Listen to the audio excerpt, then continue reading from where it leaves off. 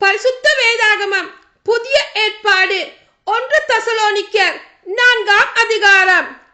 கடவுளுக்கு உகந்த வாழ்க்கை.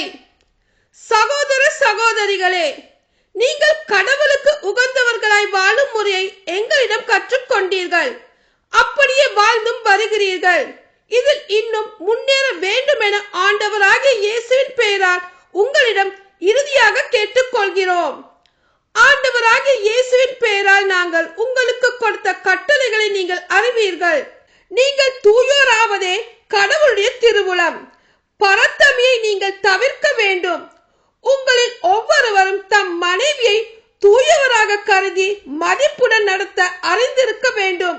கடவுளை அறியாத பிற இனத்தவரை போன்று நீங்கள் கட்டுக்கடங்கா பாலுணர்வுக்கு இடம் கொடுக்கலாகாது. இதில் எவரும் தவறிழைத்து தம் சகோதரரை வஞ்சிக்க கூடாது. ஏனெனில் இத்தகைய செயல்கள் அனைத்தையும் ஆண்டவரே தண்டிப்பார். இதை நாங்கள் முன்னமே உங்களிடம் எடுத்துரைத்திருக்கிறோம், எச்சரித்தும் இருக்கிறோம்.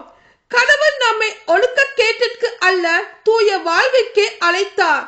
எனவே இக்கட்டளைகளை புறக்கணிப்போர் மனிதரை அல்ல, தம்முடைய தூய ஆவியை உங்களுக்கு அளிக்கும் கடவுளையே புறக்கணிக்கின்றனர்.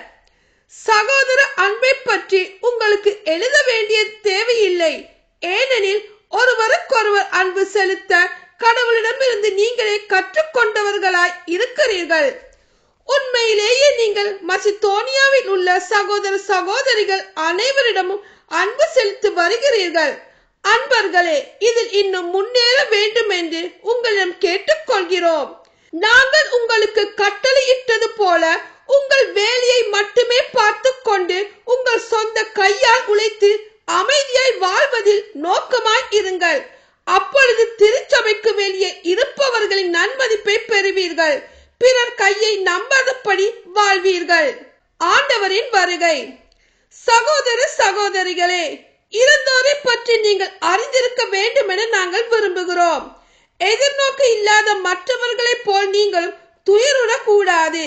இயேசு இறந்து உயிர் தெழுந்தார் என நாம் நம்புகிறோம். அப்படியானால் இயேசுவோடு இணைந்த நிலையில் இறந்தோரை கடவுள் அவருடன் அழைத்து வருவார். ஆண்டவருடைய வார்த்தையின் அடிப்படையில் நாங்கள் உங்களுக்கு கூறுவது இதுவே: ஆண்டவர் வரும் வரை உயிரோடு எஞ்சியிருக்கும் நாம் இறந்தோரை முந்திவிட மாட்டோம்.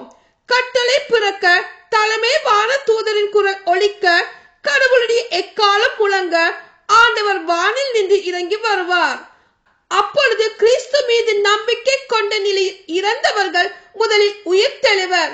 பின்னர் உயிரோடு எஞ்சியிருக்கும் நாம் அவர்களோடு மேகங்களில் எடுத்து கொண்டு போகப்பட்டு வான்வெளியில் ஆண்டவரை எதிர்கொள்ள செல்வோம். இவ்வாறு எப்பொழுதும் நாம் ஆண்டவரோடு இருப்போம். எனவே இவ்வார்த்தைகளை சொல்லி ஒருவரை ஒருவர் தேற்றிக் கொள்ளுங்கள். ஆமென்.